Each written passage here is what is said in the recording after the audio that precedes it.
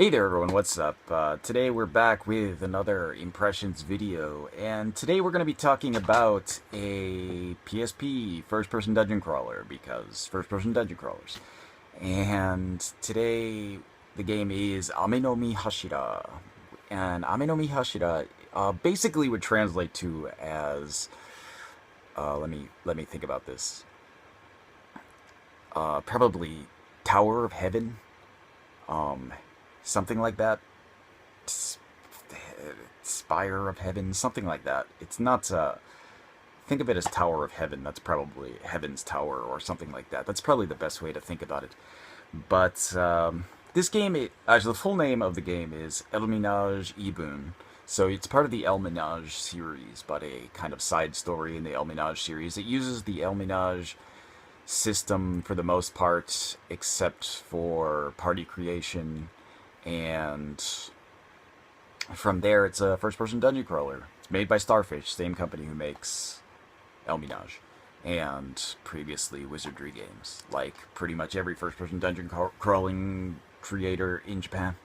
But Ame no Mihashira, let's talk about this.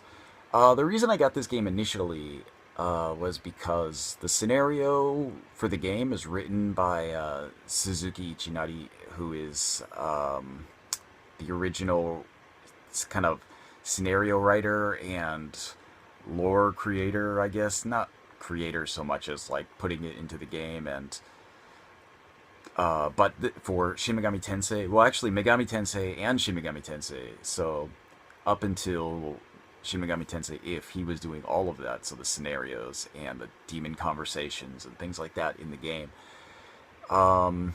Then he went on to do other things like Tokyo Shadow, which I think I've talked about before, Giten Megami Tensei, and a bunch of other stuff that will eventually show up on the channel, so don't feel bad. I have a pretty...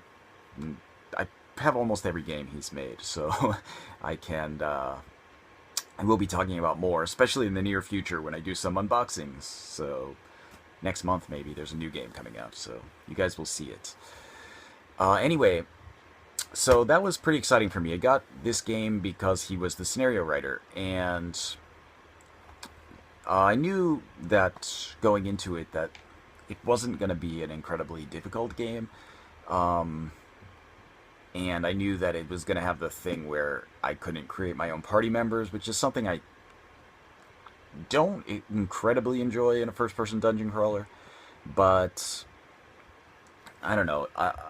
I was kind of going into it for the story and the scenario more so than the gameplay in this time, and that was probably a good idea. So I guess we'll hop into talking about how it looks. And actually, it looks pretty good. The environments and the graphics are all kind of, how would I say it? Like, they're based on Japanese woodblock prints. So when you fight in battle systems, the background is like a kind of woodblock landscape that's kind of fuzzy in the background, essentially. And then you have all the monsters, which are based on these kind of traditional Japanese style monsters. It's actually a pretty cool kind of thing because it's much more colorful and much more, I don't know, vibrant than your standard kind of crawling around dungeons fighting, you know, creepy monsters. I mean, some of them are creepy, but they're also brightly colored and nicely kind of rendered in a way that makes them look like woodblocks. So I think the graphics actually come out as pretty good. The environments are less interesting than that, though. You know, they're kind of standard caves, woods, some Japanese-style buildings, and stuff like that. It's not incredibly interesting, but, you know, it's passable. It looks good. It looks good for what it is, at least. And I think probably some of them look like they were reused from previous El Ménage games. But for the most part, the battles and the the battle areas and the monsters are all pretty good looking. The thing with this game, though, is that, like I said, you can't create your own party. You start with your kind of main character. You can choose between male or female, so people who like that can pick between male or female. And that main character is kind of like an all-around dude, yeah, or dudette, if people say that. I don't know. But I picked the guy, so he was an all-around dude, I guess. Like, he didn't have the same, he didn't have like a discernible class like you would normally think of in a dungeon crawler, because he could pretty much do everything. He could cast healing magic, he could cast offensive magic, he could do kind of buffs and things as well, and he could also do wield weapons pretty effectively. So it's just kind of like your main character is this jack of all trades, and then you kind of build up a party as you go through the dungeons. You kind of meet some other people, and you'll get different kinds of classes that are, you'll get your kind of thief class and various wizard types. So you have like a cleric type and a mage type, and you have two kind of fighter types, a ninja kind of style and a samurai kind of style. And I think, it actually works out pretty well. Even though you can't make your own party, the party they give you that you're kind of forced to use is really well balanced. It's not like it's hard because you couldn't make your own party. It's actually pretty easy because they give you a really kind of supremely balanced party, I guess. There are a lot of kind of, I don't know, there's a lot of bosses in the game. You go through and you'll find a lot of bosses, and you'll find a lot of kind of cool looking enemies. But the problem with the game overall is that it feels like, beyond the story, which is pretty interesting, the gameplay itself, even though it uses the El Menage system, it feels like, Fisher Price, my first dungeon crawler. And I'm saying that because, like, it's so easy. Virtually all of the bosses in the game you can beat in 2 turns, without trying. I mean, I'm not saying like it's not like I built a party to defeat the bosses like really easily. Like, normally that's one of the kind of joys of playing dungeon crawlers, is like trying to figure out a strategy in a team that beats the bosses. In this game, there was none of that. It was just kind of, once you go to the boss, you could pretty much just like auto battle through all the bosses, and they would all die in 2 turns, with a few exceptions. So it's not incredibly difficult. So, there is like, there were a lot of times where some of the normal enemies you run into in the dungeons took more strategy than the boss. So it does kind of come off as a little bit easy, but it's not like horribly easy because like a lot of the game itself involves figuring out kind of environmental puzzles within the dungeon. So you'll have to go through the dungeons and open various areas and figure out what's going on. So that part is probably, it's more based on that than it is on fighting powerful bosses. So I can kind of forgive it, but it's still like, it could have made it a little easier. I mean, a little more difficult, because it couldn't really have been much easier. There are a lot of weapons and armor in the game. It's interesting, and you'll get a lot of stuff, but it does have that same kind of El Menage thing going on, where you can only kind of hold what each character can carry. So you'll get a lot of stuff, and you'll just have to throw it all away because you can't hold on to stuff, and you'll want to sell it or whatever.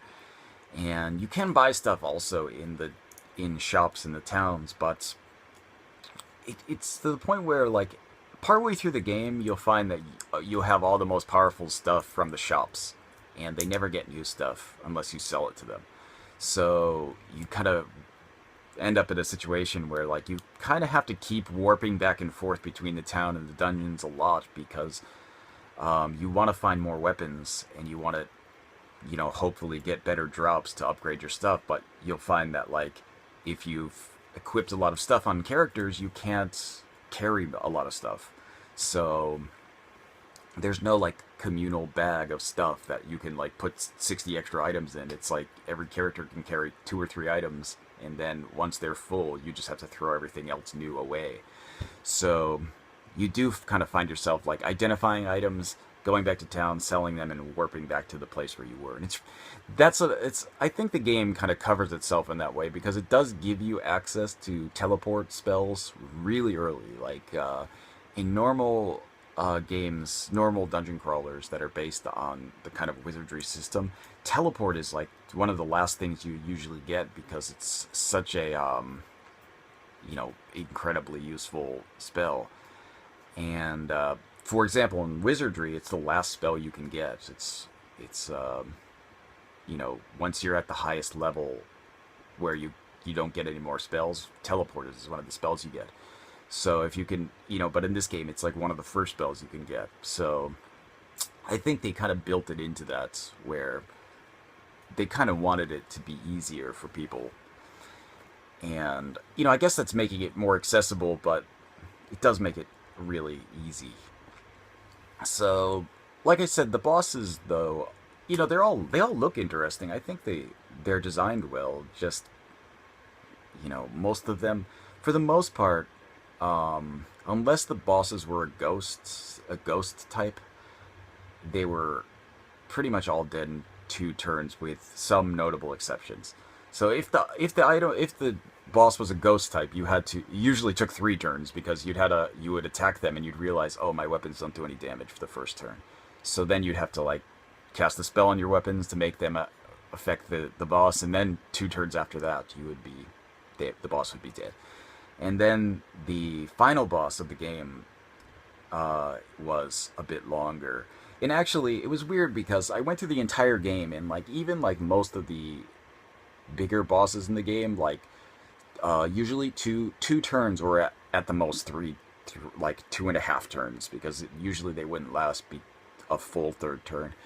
But the last boss actually felt like an El Minaj boss. And I say that like I haven't played El Minaj 1 through 3, but I have played El Minaj Gothic, and it was made in a way that like everything was a challenge. So all the bosses were challenging. All of the even the normal enemies were challenging. It was like a game set for like real kind of dungeon crawling veterans, and I really liked that. And when I got to the final boss of this game, I was expecting it to be like, oh, 3 more turns and it's done. But it didn't actually work out that way. It was actually kind of a challenge. Not an incredibly large challenge, because, I'm used to this game system and the game and the kind of difficult bosses. But, it was kind of the most fun part of the game was fighting the final boss, which, usually is not the case in a lot of these games. What I didn't actually talk about was the story. The story, a basic overview is that like you and your friend, the girl, have like stayed late at school working on the school newspaper or something, and what happens is the school grounds get surrounded by fog and monsters start appearing, and this little cat wizard ghost thing shows up and helps you and joins your party, I guess. And the other person who you didn't select in the beginning gets captured by some evil people in the beginning, and you have to kind of go to this alternate world that's like looks like a kind of Japan, I guess. It's like a classical Japan style, and it's like kind of an alternate dimension connected to the real world. And you have to go there, and you find that like there's problems in the world where you have to kind of collect this broken mirror that will kind of unlock the kind of troubles that are happening in the world. Like there's a bunch of races in the world, and they all hate humans because humans betrayed them at some point to do this other thing. So they all locked their sacred lands with each other's powers so that they couldn't be opened again. And your goal is to go through and like make them trust you and open the sacred lands for each race, and then kind of go to the pillar of heaven or whatever, and defeat the boss. That's like a really simple overview. There is a lot of kind of intrigue into it. There's a lot of stuff that happens and a lot of kind of things you have to do to get people to trust you. So it's actually not that. I mean, it's not like a super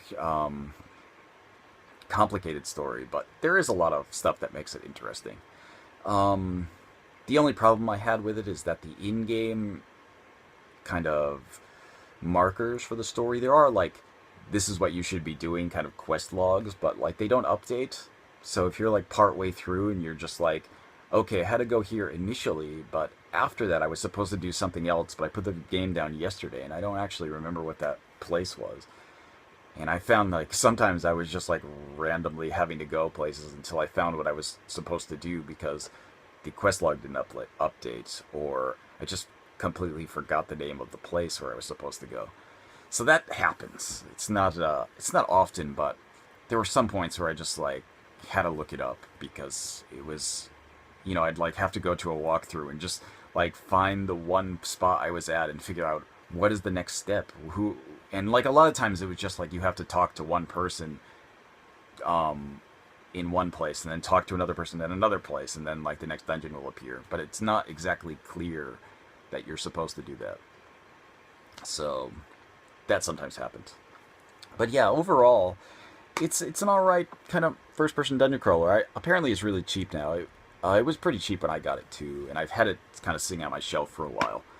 But yeah, I did recently finish this, so that's why I'm talking about it. But the El Minaj series, I haven't played a lot of the series, but El Minaj Gothic I really enjoyed.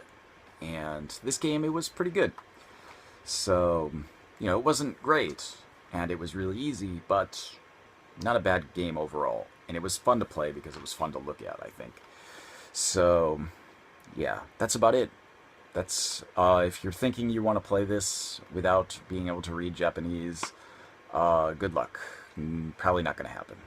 It's pretty text heavy and pretty, like, bizarre term heavy in the sense that, like, there's a lot of kind of esoteric conversation about monsters and ghosts and things. So it's not exactly an easy one to understand, even if you're like relatively proficient at Japanese. But yeah, it's not a bad game at all though. So definitely I would recommend it if you aren't like really into challenging first-person dungeon crawlers and you think, the kind of setting would sound cool to you.